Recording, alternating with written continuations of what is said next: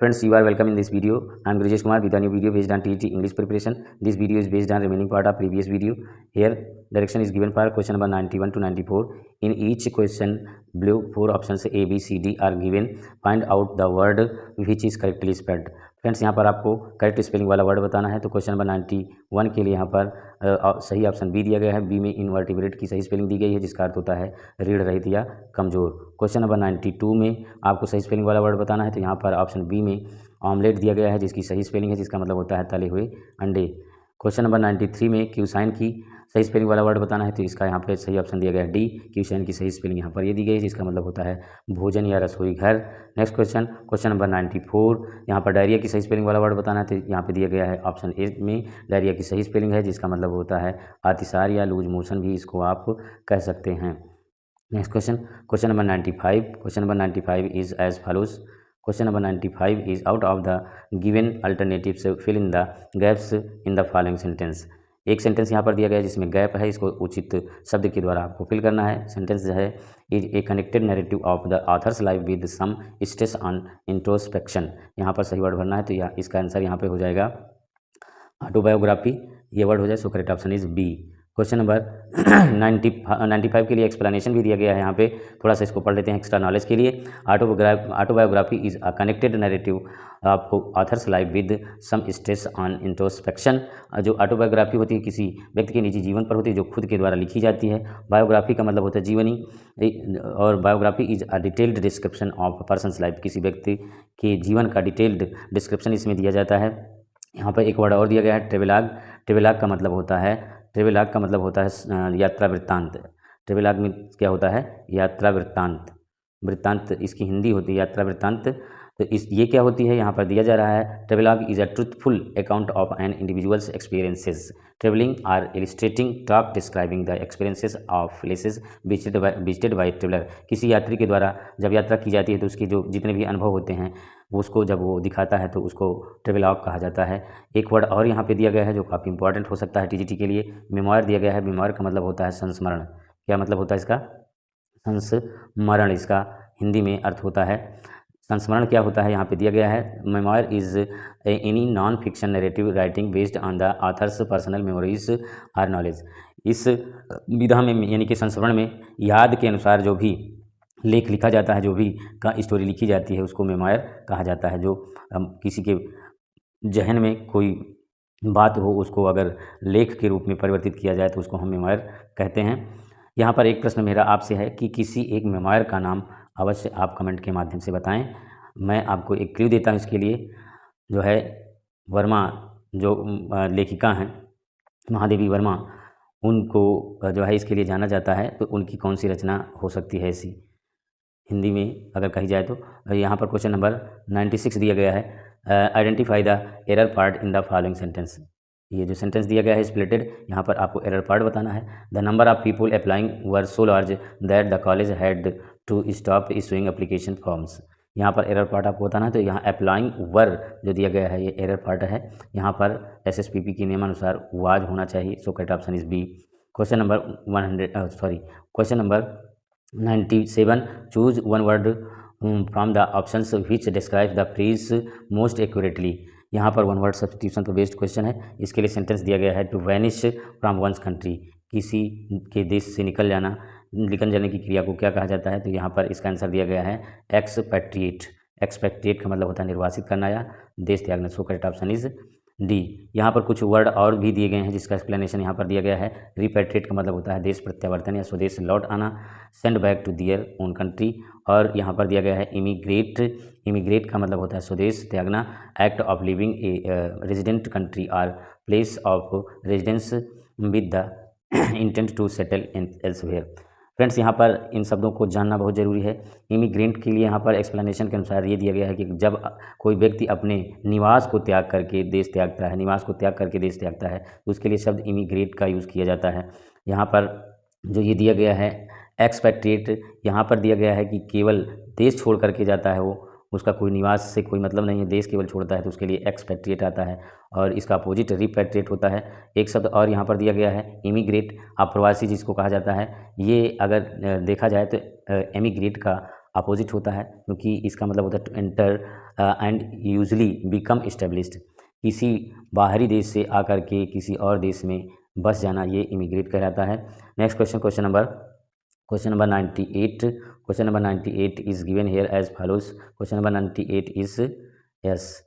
यहाँ पर friends question number 98 के लिए आपको निर्देश दिया गया है। क्वेश्चन नंबर 98 टू 99 के लिए identify the correct form of verb phrase out of given choice so as to complete following sentence. यहाँ पर सेंटेंस दिया गया है जो कि एरर पार्ट में है, आपको उस एरर को दूर करके ऑप्शन से सही करना है। तो यहाँ पर ये दिया गया है I be there situation be different. वैसे मेरे हिसाब से ये सेंटेंस थोड़ा गड़बड़ है, बी पहले होना चाहिए तब ये सेंटेंस करेक्ट किया जा सकता है। और यहाँ पर इसका जो सही आंसर है वो हो जाएगा had I been there situation had been different. ये हो जाए, सॉरी मैंने कहाँ लगा दिया, had I been there situation would have been different. So correct option is C. तो यहाँ पर ये कंडीशनल सेंटेंस है, एक प्रकार से हैड का यूज़ पहले किया जाता है और बाद में वुड हैव आता है, बी जो है चेंज हो जाता है according to tense. Question number 99 दिया गया है the boss wanted to dash done the job. यहाँ पर खाली स्थान में आपको भरना है, तो ये हो जाएगा how I had. So correct option is ए।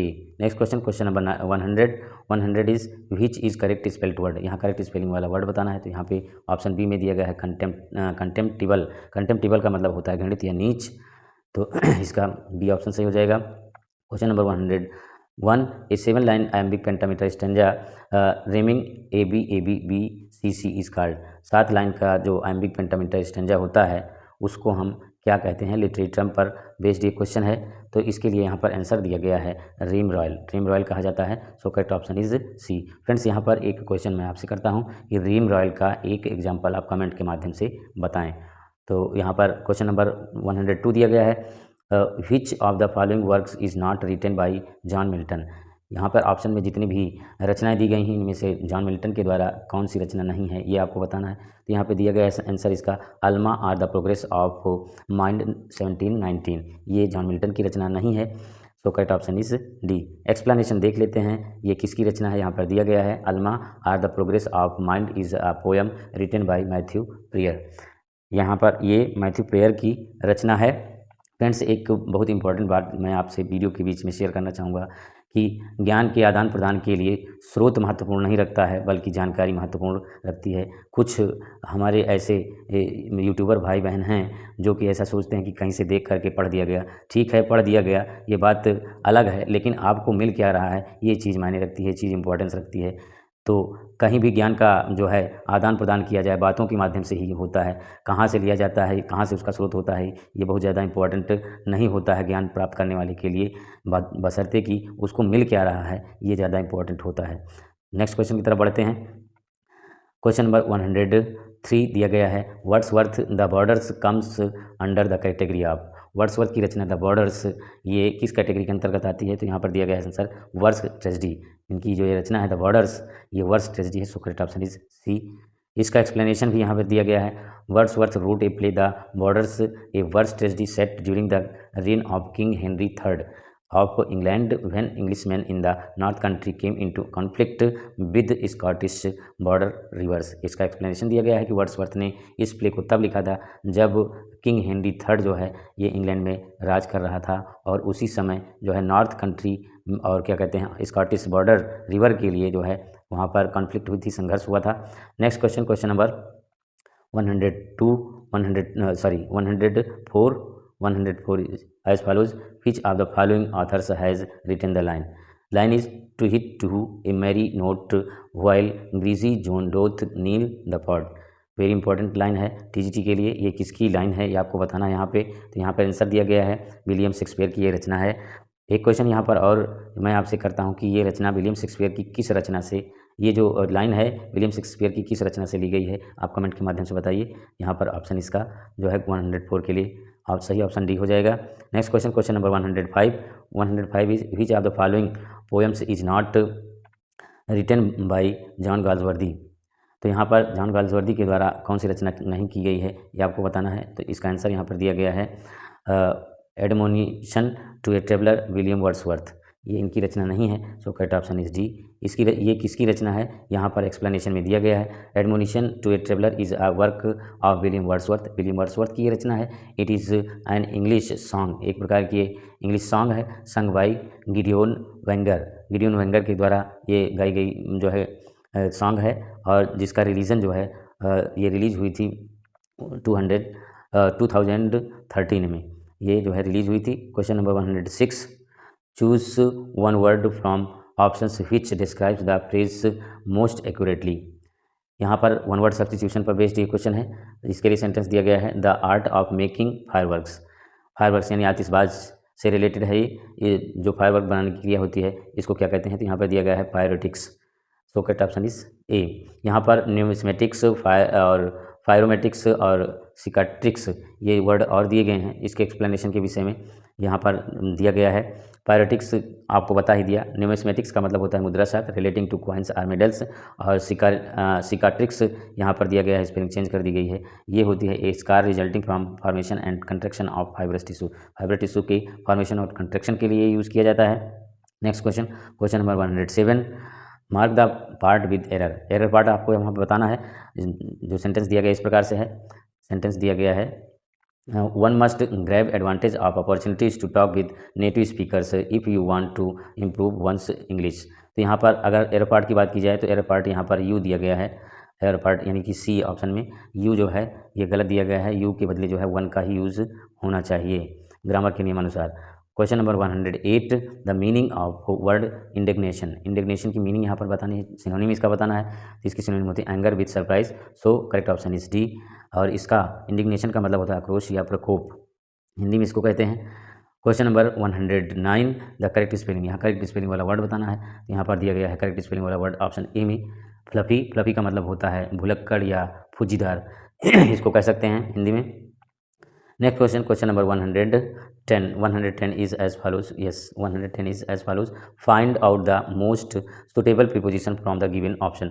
दिए गए ऑप्शन में से सही प्रीपोजिशन आपको चुन करके गैप पूरा करना है। सेंटेंस दिया गया है, I broke this glass dash accident. तो यहाँ पर बाई एक्सीडेंट हो जाएगा, जिसका मतलब होता है अचानक से। जिसका क्या मतलब होता है, अचानक से। अचानक से जब कोई चीज़ टूट जाए तो उसके लिए टूट जाएगी या कोई घटना हो जाए तो उसके लिए जो है बाय एक्सीडेंट का यूज़ किया जाता है। Question number 111, the line thy soul was like a star and dwelt apart affairs in.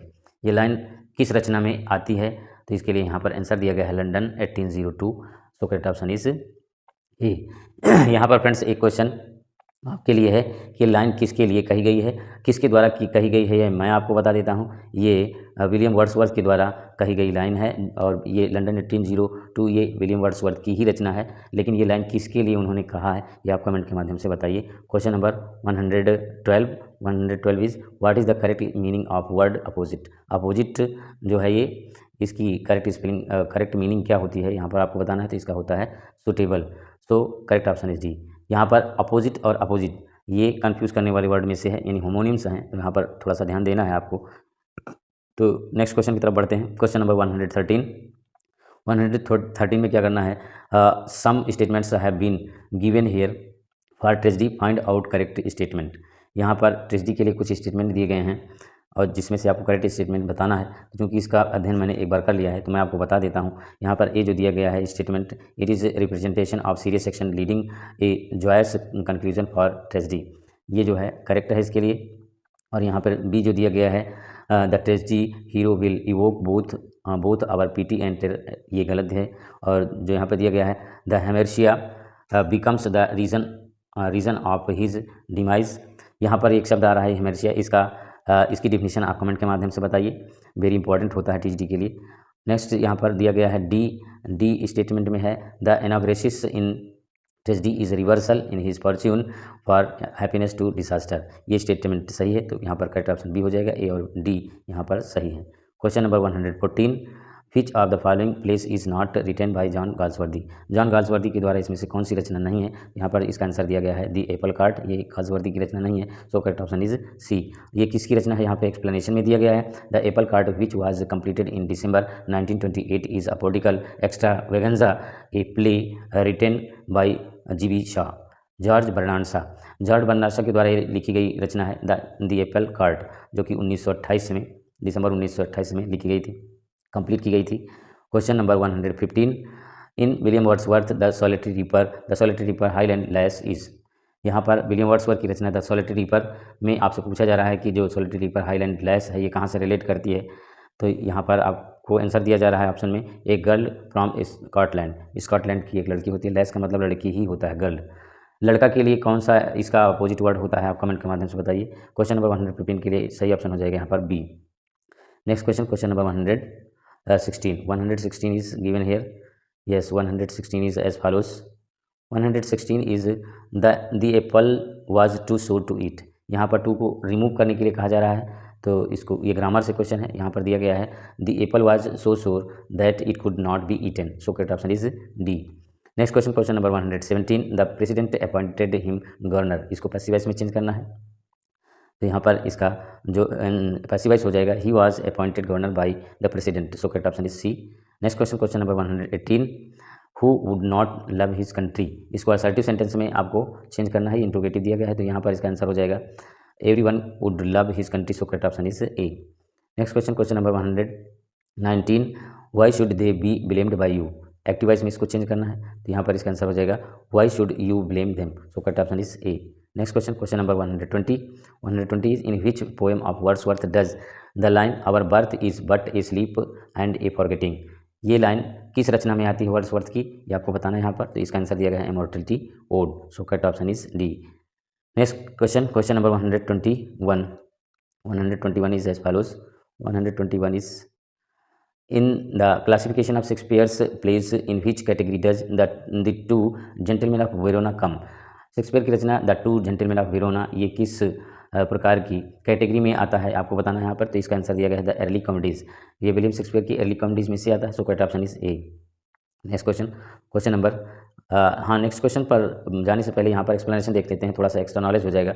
The two gentleman of Verona is an early play in 5 act. ये 5 एक्ट का प्ले है the two gentleman of Verona, जो कि Shakespeare की रचना है, और इसका जो लेखन काल है वह है 1590 टू 1594, 1590 से 1500 जो है 94 तक में ये लिखी गई थी, और पब्लिश हुई थी ये 1623 में। फ्रेंड्स, यहाँ पर एक क्वेश्चन और एराइज होता है कि 1623 में और कौन सी घटना हुई थी विलियम शेक्सपियर से रिलेटेड, ये आप कमेंट के माध्यम से बताइए। यहाँ पर एक क्वेश्चन एराइज हो जाता है, मैं आपसे पूछ लेता हूँ, आप कमेंट के माध्यम से अवश्य बताइएगा। Question number 122, which of the following statement is not correct about autobiography. Autobiography के लिए इसमें से कौन सा स्टेटमेंट सही नहीं है, आपको बताना है, क्योंकि इसका मैंने अध्ययन कर लिया है।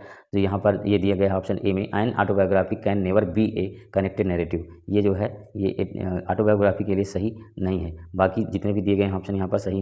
क्वेश्चन नंबर 123 यहाँ पर दिया गया है, Milton's on Shakespeare was published. Milton की रचना ऑन शेक्सपियर ये कब पब्लिश हुई थी, यहाँ पर आपको आंसर करना है, तो यहाँ पर इसका आंसर दिया गया है 1630 में ये पब्लिश हुई थी, सो करेक्ट ऑप्शन इज ए।